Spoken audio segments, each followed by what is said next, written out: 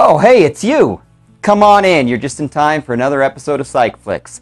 I'm Jess Willens, and today we're going to be talking about the most popular movie of 2014, Frozen.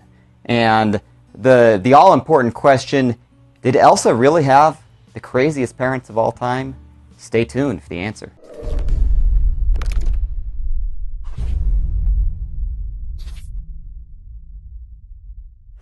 I'm glad you came, and welcome back to PsychFlix, where each week we discuss a current or popular movie in which we try and analyze from a psychological standpoint a particular character in the movie.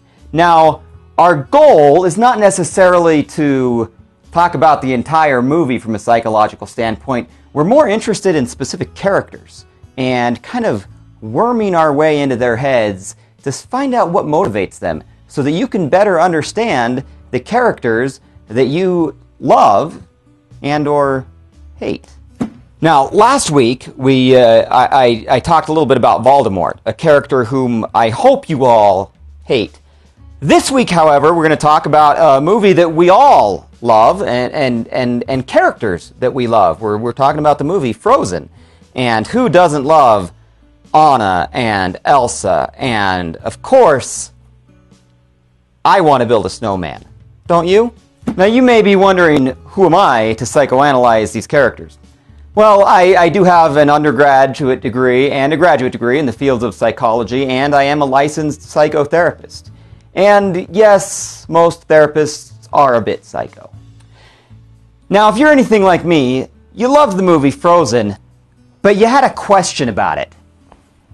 I don't know about you, but when I watched the movie Frozen, the very first time I watched the movie Frozen, we see Elsa injure Anna, and the parents are concerned about Anna, and they go and they get her all fixed up, but then after Anna is all fixed up, they go back home and they lock Elsa in her room, not just for a day or a week or a month or even a year, but for her entire childhood. I don't know about you, but that really confused me, and I thought, what's going on here? In fact, I even paused the movie right there, and I looked at my 8-year-old daughter, and I said, if you hurt your brother, would we lock you in your room? I said, do you think that's what parents should do? Now, this is my 8-year-old daughter, mind you, and she said, no, I don't think so. I said, well, what would you do? She said, well, maybe they could make some rules about how Elsa and Anna could play together, and maybe talk to them about how they could be safe so that no one hurts each other. And I said, yeah, I think that's a great idea. You see, even my 8-year-old knew that there was something wrong with this picture. And I think we all did. And it's something, as great as the movie was, it's something that bothered me for a long time, I've got to admit. As much as I love the movie and as popular as the movie became, I just couldn't understand why in the world would Elsa's parents lock her up for, her entire childhood. And the movie never tells us, the movie never gives us any hints. But we finally have a clue. I don't know if you're familiar with the new ABC hit TV series Once Upon a Time. That's the TV series where they incorporate all the fairy tale characters from history and mesh their stories all together. Well, this year they've incorporated the Frozen storyline, naturally. They've added and given some explanations to the storyline, the background behind the Frozen characters. And finally, I have got to give it to the makers, the writers of Once Upon a Time. Regardless of what you may think of that show, at least they explained to us and gave us some rational reason as to what Elsa's parents were thinking. Well, it turns out that Elsa's mom actually had a sister who had ice powers too. I thought that was interesting. I didn't realize that ice powers were hereditary, but I guess they are. What happened when Elsa's mother was younger is she had a sister with ice powers, and she had another sister who was just normal, regular. And the sister with ice powers accidentally froze her other sister. We're talking completely frozen, entire body, mind, heart, soul, everything. In other words, she died. No! Help. I'm so sorry. Help. No! I don't know about you, but if I had a sister who froze and killed my other sister, I would be pretty traumatized. And so that's what we're talking about here today. We're talking about post-traumatic stress disorder. More commonly, it's called PTSD.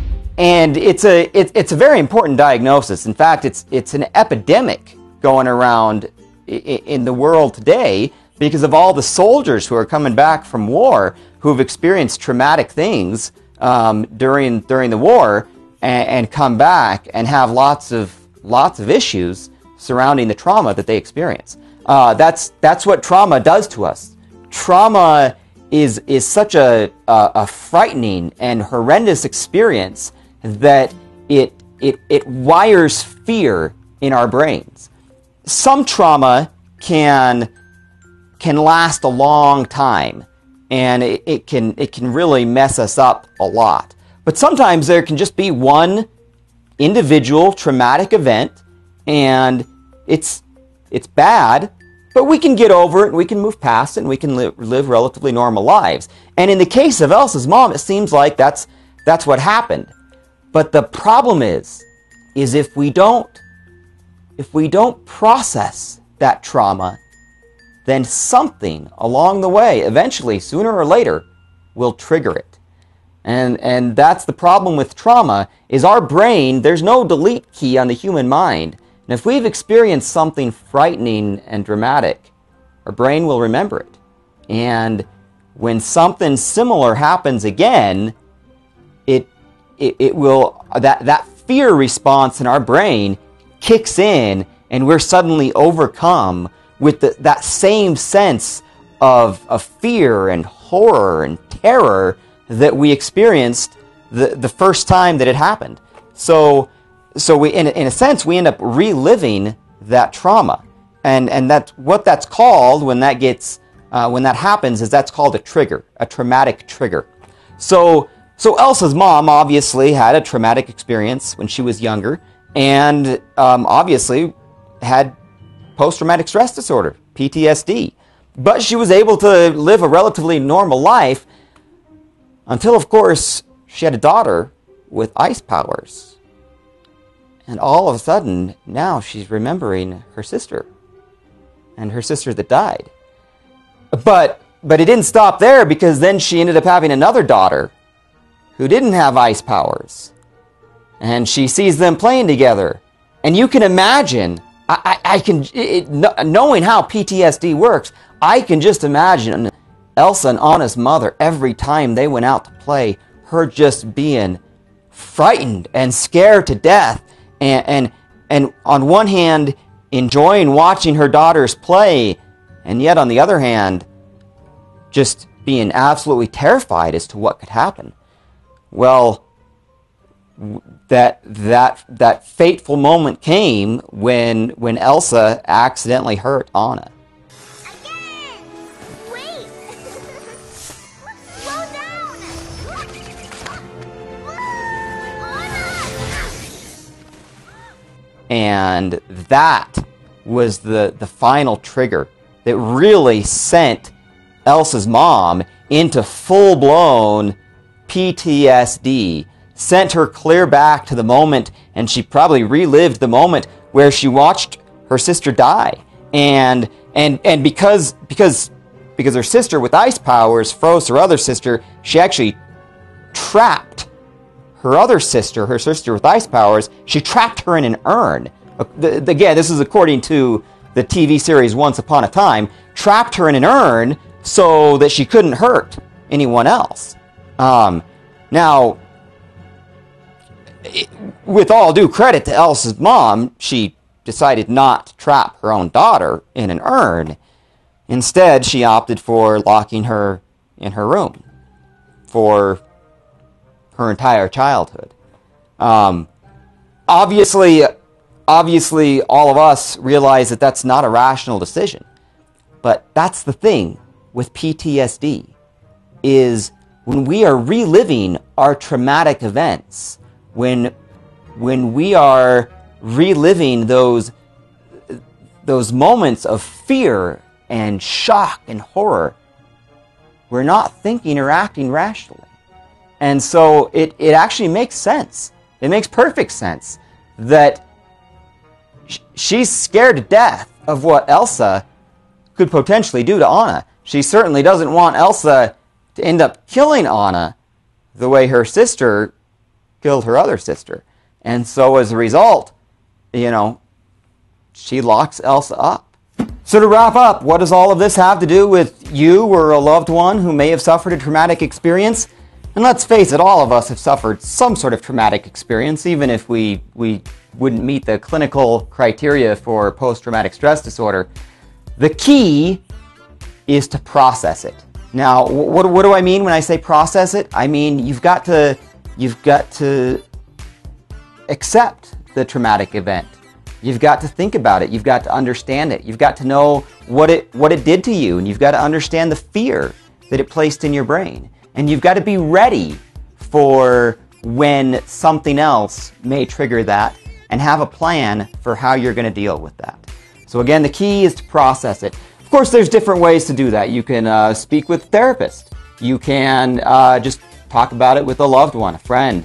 You can pray if you're religious, or meditate. There's various ways you can process it, but you need to process any traumatic experiences, and that's what will keep you from following the path that Elsa's mother ended up following. And that's all for today, but if you'd like to learn more about post-traumatic stress disorder, click on my link, The Unveiled Self, below. And please don't forget to subscribe to PsychFlix and to this YouTube channel in general, where Lane Levanway also gives movie reviews. And in conclusion, please don't forget to tune in again next week, where we will have another great episode of PsychFlix, where we will be talking about how the Grinch stole Christmas.